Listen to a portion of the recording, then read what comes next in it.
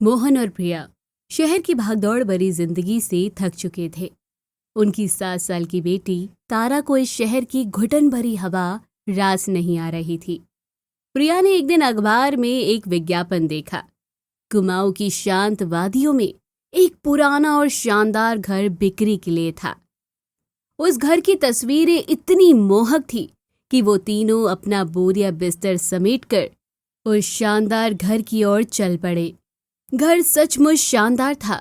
देवदार के पेड़ों से घिरा विशाल बरामदा और अंदर लकड़ी की पुरानी डिजाइन। लेकिन घर में घुसते ही एक अजीब सी ठंडक ने उनका स्वागत किया, जो सिर्फ पहाड़ों की ठंड नहीं होती थी। एक अजीब सी उदासी जैसे दीवारों में समाई हो। तारा को तो पहले ही दिन से घर पसंद नहीं आया। उसने अपने पापा से कहा, पापा, ये घर थोड़ा डरावना सा लगता है। इस घर की दीवारें रोती हैं। मोहन ने तारा को समझाते हुए कहा, अरे बेटा, यहाँ तो हवा चलने की आवाज आती है, इससे क्या घबराना। ये बोलकर मोहन ने तारा को शांत किया। अब शाम को तारा अपने कमरे में खेल रही थी। मोहन और प्रिया ने देखा कि वो अक्सर दीवार से कान लगाकर कुछ सुनती रहती थी।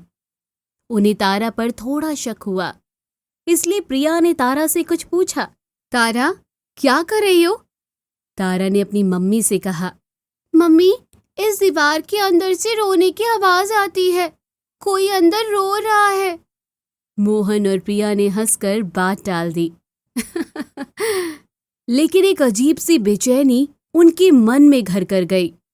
रात गहराती ही घर में अजीबो गरीब घटनाएं शुरू हो गई। कभी दूर कहीं से बच्चों के रोने की धीमी आवाज आती, तो कभी बर्तनों के गिरने की। मोहन ने सोचा शायद पुराने घर की आवाजें हैं। प्रिया को लगने लगा कि उसे अक्सर कमरे के कोने में एक छोटी सी परछाई दिखती है, जो पलक झपकते ही गायब हो जाती है। एक रात मोहन और प्रिया अपने कमरे में सो रहे थे। तभी मोहन की नींद खुली। उसे तारा के कमरे से रोने की आवाजें आ रही थी। वो तुरंत तारा के कमरे की ओर भागा। तारा बिस्तर पर बैठी थी। उसकी आंखें खुली थी, लेकिन वो किसी गहरे सदमे में थी। उसकी उंगली दीवार की ओर थी, जहां एक छोटी बच्ची के हाथ के निशान उभर आए थे, जैसे किसी दीवार को खरोंचा हो। तारा ने रोते हुए अपने पापा से कहा, पापा, वो मुझे बुला रही है, वो अकेली है।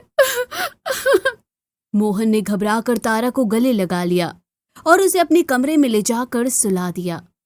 अगली सुबह मोहन ने पड़ोसियों से घर के बारे में पूछा, तो एक बूढ़ी अम्मा ने लंबी सांस ली और बताया, ये घर काल कोठरी वाले रघुवीर का था।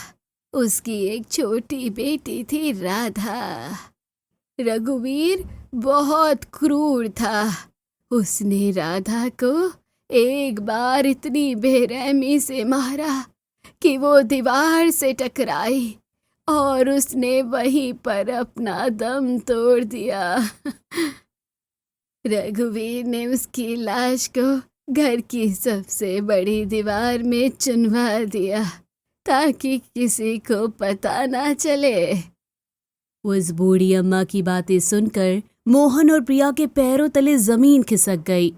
तारा की बातें, हाथ के निशान और उस दीवार से आने वाली रोने की आवाजें, सब कुछ साफ हो गया था कि राधा की आत्मा उसी दीवार में कैद थी। एक रात घर में भयानक सन्नाटा पसरा हुआ था, लेकिन मोहन और प्रिया को मालूम था कि ये तूफान से पहले की शांति है। रात के 12 बजे अचानक घर में एक खौफनाक चीख गूंजी। ये चीख तारा के कमरे से आई थी।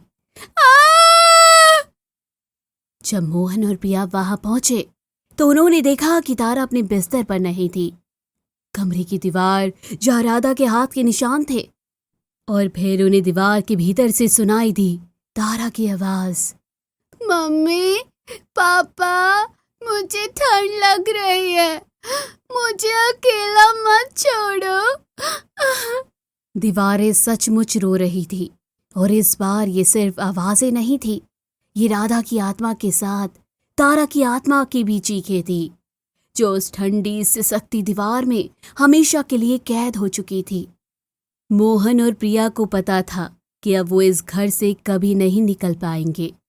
उनकी बेटी अब सिर्फ एक आवाज थी जो उस खौफनाक दीवार में गूंज रही थी।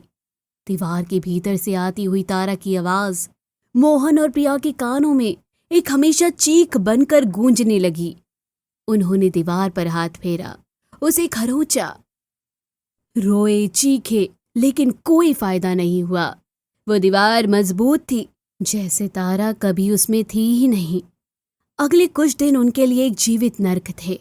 नींद, खाना और हर चीज बेमानी हो गई थी। वो पागलों की तरह घर के हर कोने में राधा के बारे में सुराग ढूंढते रहे। उस खूनी इतिहास की हर परत को उधेड़ने की कोशिश करते रहे। मोहन ने पुलिस और यहाँ तक कि कुछ तांत्रिकों से भी संपर्क किया, लेकिन कोई उसकी बात पर विश्वास करने को तैयार नहीं था।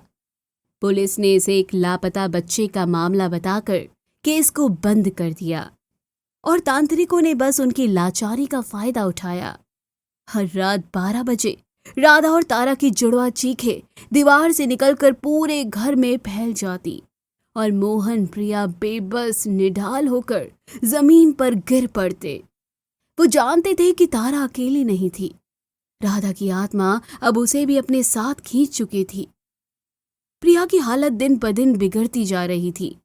वो अक्सर दीवार के सामने बैठकर तारा के नाम से पुकारती रहती। मोहन ने उसे समझाया कि अब उन्हें कुछ ठोस कदम उठाना होगा, सिर्फ रोने से कुछ काम नहीं होगा। उसे याद आया कि बूढ़ी अम्मा ने रघुवीर और कालकोठरी का जिक्र किया था। उसे लगा कि राधा की आत्मा को शांति दिलाने का यही एकमात्र तरीका है कि उस दीवार को तोड़ दिया जाए जहां उसे कैद किया गया था। एक दिन मोहन ने हिम्मत जुटाई। उसने एक हथौड़ा और छेनी उठाई और उस दीवार को तोड़ना शुरू किया जहां से चीखें आती थी। उनकी आंखों में एक धुंधली उम्मीद थी। जैसे ही मोहन ने पहला वार किया, घर में एक भयानक ठंडी हवा का झोंका आया। लकड़ी के दरवाजे पर खिड़कियां तेजी से खुली और बंद हुई, मानो घर खुद उन्हें रोकने की कोशिश कर रहा हो। वो फिर से वार करते रहे। हर वार के साथ दीवार से आती आवाजें और तेज होती गईं। अब वो सिर्फ सिसकियां नहीं, बल्कि एक भयानक हंसी में बदल चुकी थी। अचानक दीवारों पर बनी लकड़ी के डिजाइन से खून बहने लगा। तस्वीरें टेढ़ी हो गई और घर के भीतर का तापमान तेजी से गिरने लगा। मोहन और प्रिया ने देखा कि उनकी हथेलियों पर छोटे बच्चों के हाथ के निशान उभर आए हैं, जैसे तारा और राधा दोनों उन्हें छूने की कोशिश कर रही हो। हथौड़े के एक जोरदार वार से दीवार का एक छोटा सा हिस्सा टूट गया। भीतर से एक भयानक सड़ी हुई दुर्गंध बाहर निकली और हवा में मिट्टी और खून की गंध घुल गई। इस छोटे से छेद से मोहन और प्रिया को अंदर एक छोटा सा कंकाल दिखाई दिया, जो पुराने कपड़ों में लिपटा हुआ था। ये राधा थी, लेकिन राधा की आत्मा को मुक्ति नहीं मिली थी। जैसे ही कंकाल दिखाई दिया, एक तेज रोशनी उस छेद से निकली और पूरे कमरे में फैल गई। रोशनी के साथ ही एक विशाल काली परछाई दीवार से निकली और उनके सामने आ खड़ी हुई। उसकी लाल आंखें थी और उसके हाथ, जो कभी छोटे बच्चे के थे, अब बड़े और खतरनाक लग रहे थे। ये राधा की आत्मा थी, जो इतने सालों के इंतजार के बाद आजाद हुई थी। राधा की आत्मा ने मोहन और प्रिया से कहा, तुमने मुझे आजाद किया, पर अब तुम भी जिंदा नहीं रहोगे। परछाई की आवाज गूंजी, जो हजारों बच्चों की सिसकियों जैसी थी। मोहन और प्रिया को समझने में देर नहीं लगी कि उन्होंने एक भयानक गलती कर दी थी। राधा को आजाद करके उन्होंने खुद को और भी बड़े खतरे में डाल दिया था। उन्होंने भागने की कोशिश की, लेकिन घर के सभी दरवाजे और खिड़कियां अपने आप बंद हो गए, जैसे किसी अदृश्य शक्ति ने उन्हें जकड़ लिया हो। काली परछाई उनके चारों ओर घूमने लगी और घर की दीवारें एक बार फिर से सिसकने लगी, लेकिन इस बार ये सिसकियां उनके अपने कानों में गूंज रही थी। अगली सुबह जब पड़ोसी उस घर के पास से गुजरे, तो उन्होंने देखा कि घर के दरवाजे बंद थे, खिड़कियां टूटी हुई थी और अंदर से एक भयानक सिसकियों की आवाज आ रही थी, जो कभी बच्चों की कभी बड़ों की लगती थी। उन्होंने कभी उस घर के करीब जाने की हिम्मत नहीं की। मोहन और प्रिया अब उस सिसकती हुई दीवार का हिस्सा बन चुके थे। उनकी आत्माएं भी राधा और तारा के साथ उस काल कोठरी में कैद हो चुकी थी, जहां हर रात 12 बजे घर की दीवारों से चिल्लाने की आवाजें आती रहती।